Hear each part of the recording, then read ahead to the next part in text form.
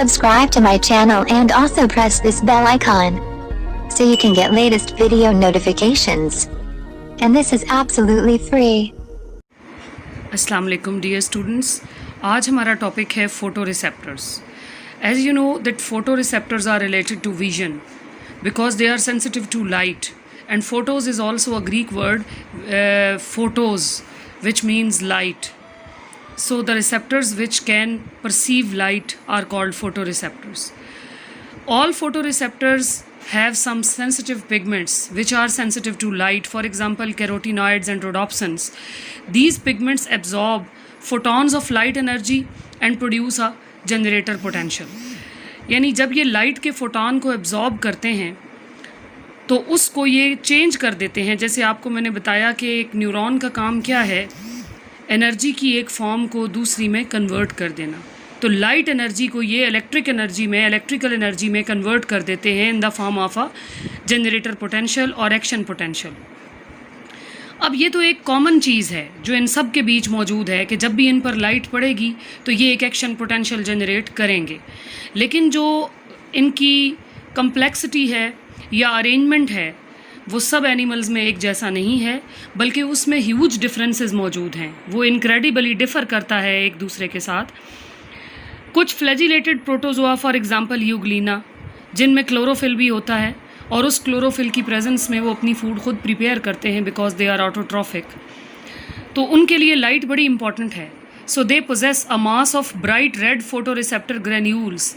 और ये आपने फर्स्ट चैप्टर में जब प्रोटोजोआ को पढ़ा तब भी आपने पढ़ा था कि यूग्लिना के अंदर ये जो मास of bright red photo receptor granules है ये एक जगह पर होता है बेस ऑफ फ्लैजेला पे, and it is called stigma. तो इनका काम क्या है, ये कैरोटीनॉइड पिगमेंट्स होते हैं बेसिकली, और ये फ्लैजेला की बेस पर इस तरह मौजूद होता है जैसे वहाँ से वो स्वेल हुआ हो. It's like a swelling. So the stigma serve as a shield. ये एक प्रोटेक्टर के तौर पे काम करता है और इसके अंदर फोटो रिसेप्टर छुपा होता है. अगर फोटो रिसेप्टर ने लाइट को डिटेक्ट करना है in a proper way, that light which is coming and entering into the euglena cell. ये देखें यहाँ पर एक यूग्लिना है और यहाँ आप इसको क्लियरली देख सकते हैं. This red mass is a photo receptor stigma. ये एक शील्ड है या स्टिग्मा है जो एक एक्चुअली ये एक फ़ोटो सेंसिटिव पिगमेंट की बनी हुई शील्ड होती है. और फोटो रिसेप्टर कहाँ है, वो ये उसको उसने छुपाया हुआ है. अब लाइट इस पे हर तरफ से असरअंदाज नहीं हो सकेगी, ना इधर से ये जिस साइड पे ये शील्ड मौजूद है वहाँ से इफ़ेक्ट नहीं करेगी. जिधर ये मौजूद नहीं है वहाँ से लाइट एंटर हो सकती है इसके अंदर. ठीक है, ये आपको क्लियर हो गया. अब वो कुछ डायरेक्शन से तो एंटर होगी लेकिन कुछ डायरेक्शन से एंटर नहीं होगी. तो जो फोटो रिसेप्टर है और स्टिग्मा है उनका फ़ायदा क्या होता है यूग्लिना को? उसका फ़ायदा ये होता है यूग्लिना को कि वो अपने आप को एक ऐसी डायरेक्शन पर ओरिएंट करने में, अपनी एक ऐसी डायरेक्शन बॉडी की रखने में हेल्प करता है उसको कि फ़ोटो रिसेप्टर प्रॉपरली लाइट को एक्सपोज किया जा सके. इसका फ़ायदा ये होगा कि वो वाटर कॉलम के अंदर, यानी किसी भी वाटर बॉडी में जब एक लंबाई के रुख में पड़ा हुआ है, कॉलम आपको पता है एक लंबाई के रुख जो लाइन हम खींचते हैं उसको कहते हैं. तो एक वाटर कॉलम यानी वाटर में वो इस तरह पड़ा हुआ है वर्टिकल पोजीशन में. उसका एक साइड ऊपर की तरफ है, एक साइड नीचे की तरफ, वो दरमियान में पानी के पड़ा हुआ है. तो ये जो सफिशिएंट लाइट है वो तब तक अवेलेबल नहीं हो सकती अगर वो अपनी इस पोजीशन को मेंटेन ना करे. तो अगर वो ऐसी कंडीशन में नहीं आता तो फोटोसिंथेसिस प्रॉपरली परफॉर्म नहीं किया जा सकता. इसलिए उसकी ये जो प्रॉपर ओरिएंटेशन है इसमें ये लाइट पिगमेंट, लाइट रिसेप्टर या फोटो रिसेप्टर उसको हेल्प करता है. अब कुछ एनिमल्स ऐसे होते हैं फॉर एग्जांपल अर्थवर्म, जिनमें simple unicellular photo receptor cells होते तो वो सिंगल सेल्ड फोटो रिसेप्टर्स हैं, but they are not present on a specific area in the body and they don't have some concentration in a particular area of body. They are scattered all over the epidermis, यानी पूरी skin के ऊपर वो spread हुए हुए हैं. कुछ ऐसे होंगे जिनमें मल्टी सेलुलर फोटो रिसेप्टर्स होते हैं. ये जो अर्थवर्म के हैं ये यूनिसेलुलर फोटो रिसेप्टर्स हैं. Others may have some multi cellular photo receptors, और जो मल्टी सेलुलर फोटो रिसेप्टर्स हैं उनको हम 3 बेसिक टाइप्स में डिवाइड करते हैं.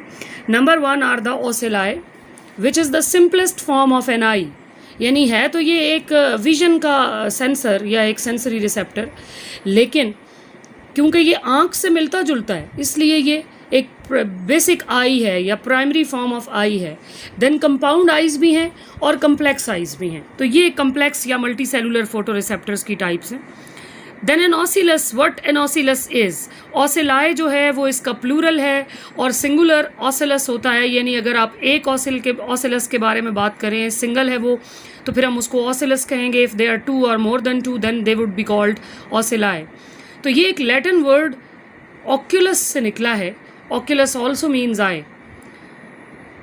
तो ये सिंपली एक स्मॉल कप है, एक कप है which is lined with light sensitive receptors. उस कप के अंदर जो लाइनिंग है वो लाइट सेंसिटिव रिसेप्टर्स की है और उसके इर्द गिर्द लाइट एब्जॉर्बिंग पिगमेंट लगा हुआ है जो कि लाइट को एब्जॉर्ब करता है।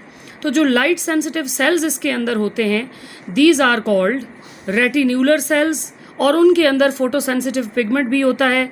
तो जब लाइट उसके ऊपर पड़ती है तो ये उसके अंदर एक केमिकल चेंज क्रिएट करती है which can lead to the generation of an action potential. तो यहाँ आप इस फिगर को देख सकते हैं, ये फिगर 24.17b है और यहाँ आप देखें ये कप शेप्ड स्ट्रक्चर है, ये पिगमेंट का बना हुआ कप है, फोटो सेंसिटिव पिगमेंट है ये, उसके अंदर ये सेंसरी न्यूरॉन्स हैं और इनके आगे रेटिन्यूलर सेल्स लगे होते हैं।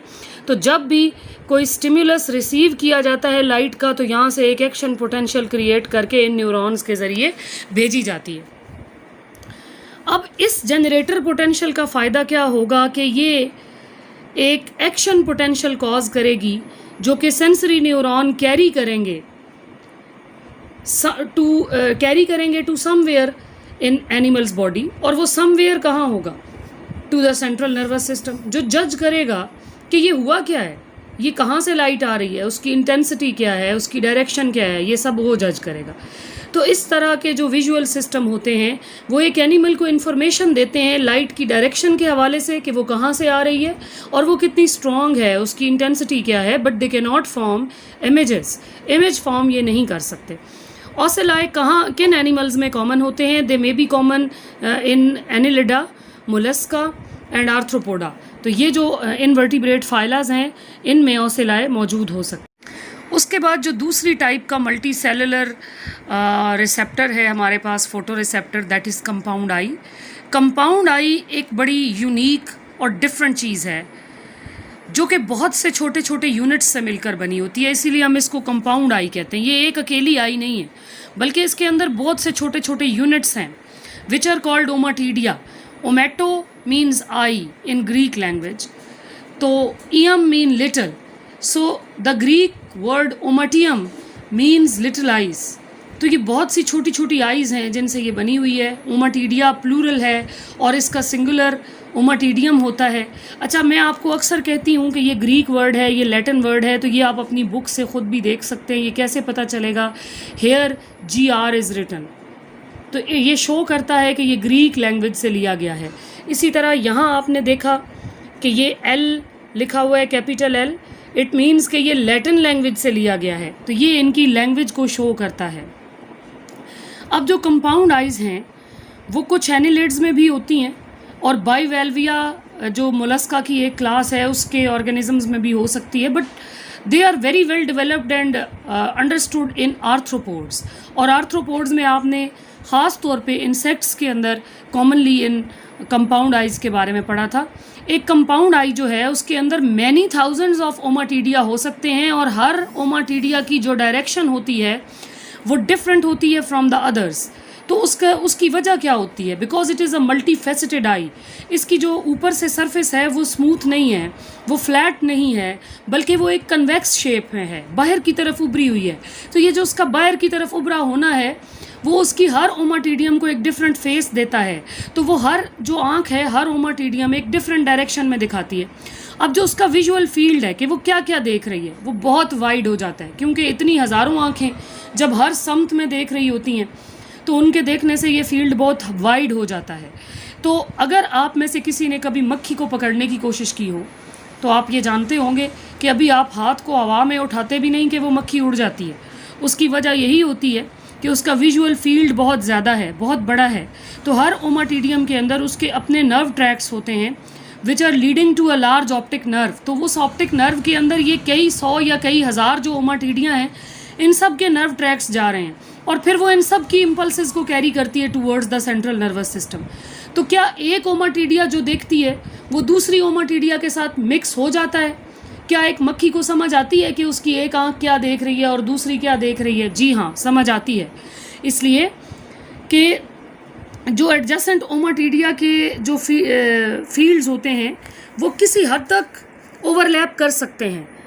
तो इसीलिए जब एक ऑब्जेक्ट एक टोटल विजुअल फील्ड के अंदर मौजूद होता है और वो शिफ्ट करता है अपनी पोजीशन को, तो जो लेवल ऑफ स्टिम्युलेशन है, बहुत सी ओमाटीडिया में वो स्टिम्युलेशन चेंज हो जाती है। यानी एक चीज़ को मक्खी देख रही है और उस चीज़ ने, फॉर एग्जांपल वो आपका हाथ है, उसने अपनी पोजीशन चेंज कर लिया, आपने अपने हाथ को ऊपर उठा लिया, तो कोई एक या दो ओमाटीडिया इससे अफेक्ट नहीं होंगे उसकी आँख के अंदर, बल्कि कई होंगे, क्योंकि वो सब उसी फेस के ऊपर मौजूद होंगे और वो उसको देख रहे हैं। तो इस फिजियोलॉजी की वजह से रिज़ल्ट क्या निकलता है? एक बड़ा सोफिस्टिकेटेड और एक सफिशिएंट इंफॉर्मेशन देने वाला जो रिस्पॉन्स है वो जाता है to the central nervous system. तो कंपाउंड आइज़ मूवमेंट को डिटेक्ट करने में और एक इमेज फॉर्मेशन के अंदर बहुत ज़्यादा हेल्पफुल हैं, बहुत ज़्यादा इफेक्टिव हैं। In addition compound eyes can adapt to changes in light intensities. और हमें ये भी पता चला कि कुछ इनमें से ऐसी होती हैं जो कलर विजन भी प्रोवाइड करती हैं, यानी इनकी मदद से ये इंसेक्ट्स कलर्स में भी डिस्क्रिमिनेट कर सकते हैं, कलर देख सकते हैं। तो कलर विजन किन में इंपॉर्टेंट है? It is particularly important in active day flying insects, जो दिन के वक्त उड़ते होंगे, क्योंकि कलर्स नज़र ही दिन को आते हैं। तो इसलिए ये डे टाइम में बड़े इंपॉर्टेंट हैं। जो नेक्टर ड्रिंकिंग इंसेक्ट्स होते हैं, फॉर एग्जांपल हनी बीज, क्योंकि उन्होंने फूल के ऊपर जाना है नेक्टर चूसने के लिए, तो अगर उनको फूल का रंग नज़र नहीं आएगा तो ये बड़ा मुश्किल है उनके लिए उस फ्लावर को डिटेक्ट करना या उसको डिस्क्रिमिनेट करना। तो हनी बीज जो हैं वो पर्टिकुलर फ्लावर्स को याद भी कर लेती हैं, उनकी खुशबू की मदद से, उनके रंग और शेप की मदद से उसको याद रखती हैं। उसके बाद जो कम्प्लेक्स कैमरा आइज़ हैं, which are the third type of multi cellular receptors और सेंसरी ऑर्गन्स इन इनवर्टिब्रेट्स। तो कम्प्लेक्स कैमरा आइज स्क्विड्स और ऑक्टोपसेस में मौजूद हैं। स्क्विड और ऑक्टोपस दोनों फाइलम मोलस्का की क्लास केफेलोपोडा से बिलोंग करते हैं। और आपको ये बात पता है कि इनका जो नर्वस सिस्टम है वो किसी तरह भी वर्टिब्रेट से कम नहीं है। और ये जो इनकी कम्प्लेक्स कैमरा आई है, it can also be compared with a vertebrate eye. जो जाइंट स्क्विड आई है, इसका साइज़ भी बड़ा होता है as compare to the body of a squid. तो ये किसी भी एनिमल की सबसे बड़ी आँख है, because it is 38 centimetres in diameter. Cephalopod eye को कंपेयर किया जाता है वर्टिब्रेट आई के साथ, क्योंकि इसके अंदर एक थिन ट्रांसपेरेंट कॉर्निया है, एक लेंस है जो फोकस कर सकता है लाइट को रेटिना के ऊपर, और इसके साथ सीलियरी मसल्स हैं जो इस लेंस की मूवमेंट को या इसकी फोकसिंग को कंट्रोल करते हैं। तो इसलिए आप देख सकते हैं कि इसका बहुत ज़्यादा आप कंपेयर इसको कर सकते हैं विद अ वर्टिब्रेट आई। ठीक हो गया?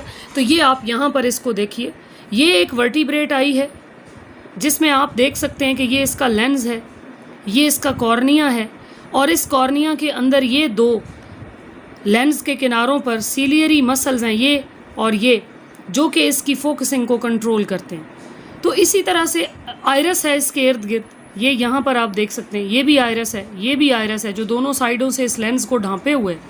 तो अगर हम एक ऑक्टोपस की आई को देखें तो यहाँ भी आपको एक लेंस नज़र आता है, इसकी दोनों तरफ आइरस है, ये इसके सीलियरी मसल्स हैं जो कि इसको कंट्रोल करते हैं, इसकी फोकसिंग को कंट्रोल करते हैं। उसके बाद ये इसका रेटिना है, ये यहाँ आप देख सकते हैं, और इसके आगे एक कॉर्निया भी है। तो ये सारी वो चीज़ें होती हैं जो कि हम कंपेयर कर सकते हैं एक ऑक्टोपस की आई में और एक वर्टिब्रेट आई में। तो अगर हम देखें कि एक ऑक्टोपस जो है वो एक इनवर्टिब्रेट है, और इनवर्टिब्रेट्स बड़े सिंपल हैं एज़ कंपेयर टू वर्टिब्रेट्स, लेकिन यहाँ आप देख सकते हैं कि इनका कंपैरिजन मौजूद है। तो एक जो कम्प्लेक्स आई है स्क्विड की, वो वर्टिब्रेट आई से डिफरेंट कैसे होती है? वो इसलिए कि रेटिनल लेयर के ऊपर जो रिसेप्टर साइट्स होती हैं वो लाइट की डायरेक्शन में होती हैं, और ये लाइट वो है जो आँख के अंदर एंटर हो रही है ना, लेंस के ज़रिए आँख में एंटर हो रही है, तो जो वर्टिब्रेट की आई है उसमें रेटिनल लेयर इन्वर्टेड होती है, उल्टी होती है, और रिसेप्टर्स सामने नहीं पड़े होते बल्कि रेटिना की डीपर लेयर्स के अंदर होते हैं। तो दोनों आइज़ जो हैं वो फोकस भी कर सकती हैं, इमेज भी फॉर्म कर सकती हैं। हालांकि दोनों का जो डिटेल्ड प्रोसेस है वो एक दूसरे से डिफ़र करता है, बट जो बेसिक फंक्शन है वो एक दूसरे से मिलता है। अब जो टेरेस्ट्रियल वर्टिब्रेट्स हैं उनमें क्या होता है, जिस वक्त एक लेंस ने फोकस करना है तो उसकी शेप चेंज होती है। फॉर एग्जांपल अगर हम एक ह्यूमन आई को भी देखें या एक मेमेलियन आई को देखें तो उसके अंदर क्या होता है, शेप ऑफ लेंस चेंज की जाती है, उसकी ओवरऑल थिकनेस चेंज होती है। और आपने शायद पहले भी कहीं पढ़ा हो, अगर नहीं पढ़ा तो मैं आपको बता देती हूँ कि वो ओवल से लेस ओवल और लेस ओवल से ओवल शेप में चेंज होता रहता है। लेकिन जो फिशेस और केफेलोपोड्स हैं उनमें लाइट की फोकसिंग का मैकेनिज़्म डिफरेंट है, जो क्योंकि ये दोनों पानी में रहते हैं, ऑल्दो के फिशेस वर्टिब्रेट्स हैं, तो उनके अंदर जो फोकसिंग का मैकेनिज़्म है वो इन ऑक्टोपस और स्क्विड से बहुत मिलता जुलता है, इसलिए कि वो लेंस की शेप चेंज नहीं करते बल्कि उसकी पोजीशन को चेंज करते हैं, आगे पीछे उसको मूव करते हैं। ये जो बैक एंड फोर्थ मूवमेंट है, जैसे अगर आपको मैं एक दे दूँ मैग्नीफाइंग ग्लास और आपको कहूँ कि आप किसी चीज़ को तलाश करें, तो आप देखें ना कि आप उसको अपनी आँख के लिहाज से ऊपर नीचे लाएंगे और कहीं एक जगह होगी जहाँ पे आपकी आँख उसको सही तरह फोकस कर पाएगी। तो जब तक आप वो प्रॉपर फोकसिंग नहीं हासिल कर लेते तब तक आप उसे मूव करते रहेंगे। तो ये भी इसी तरह अपने इस लेंस को आगे पीछे मूव करते हैं और उसके ज़रिए से ये प्रॉपर फोकसिंग अटेन करते हैं। या फिर दूसरी सूरत ये होती है कि ये अपने आई बॉल की शेप को भी चेंज कर सकते हैं। Then there are thermoreceptors. Thermo is also taken from a Greek word which means heat. Thermi, which means heat. So thermoreceptors are those receptors which are sensitive to temperature changes. कुछ invertebrates ऐसे होते हैं जो directly environmental temperature के differences को sense कर सकते हैं. For example, if we talk about protozoans, you are much familiar to Paramecium, which is a common ciliate. So Paramecium is gathered in an area where water temperature is moderate, क्योंकि ये extreme temperatures को avoid करता है, ना तो बहुत ठंडे पानी में जाता है ना बहुत गर्म पानी में जाता है, ये दरमियाना जो नीम गर्म पानी होता है उसमें रहता है। But a heat sensitive mechanism draw leeches and ticks to warm blooded hosts. अगर हम दूसरी तरफ देखें तो जैसे लीच है जो कि फाइलम एनेलिडा से बिलोंग करती है और टिक्स हैं जो फाइलम आर्थ्रोपोडा से बिलोंग करती हैं, तो आपने देखा कि ये इंसानों का खून भी चूसती हैं, दूसरे मैमल्स का खून भी चूसती हैं। तो इन्हें कैसे पता चलता है कि इनके क्लोज विसिनिटी के अंदर कोई इंसान या कोई दूसरा वर्टिब्रेट मौजूद है। As you know, vertebrates are warm blooded animals, most of the vertebrates like birds and mammals are warm blooded. तो ये बर्ड्स और मैमल्स को किस तरह जज करती हैं कि वो उनके इर्द गिर्द मौजूद हैं, क्योंकि उनकी बॉडी का टेम्परेचर एनवायरमेंटल टेम्परेचर से ज़्यादा होता है। तो जैसे ही ये किसी ऐसे वार्म ब्लडेड होस्ट की प्रेजेंस को फील करती हैं, ये उसकी तरफ मूव करना शुरू कर देती हैं और उसकी बॉडी पे चिपक जाती हैं और उसका ब्लड सक करती हैं। Some insects, for example crustaceans and the horse shoe crab which is called limulus, they can also sense thermal variation, वो भी थर्मल वेरिएशन को जज कर सकते हैं। तो ये सारे जो केसेस होते हैं इनमें स्पेसिफिक रिसेप्टर स्ट्रक्चर्स होते हैं जो कि अभी तक आइडेंटिफाई नहीं किए जा सके, but they are present in them and these are called thermoreceptors. So the next topic is vertebrate sensory receptors and we will talk about it in next lecture. Till then, Allah Hafiz.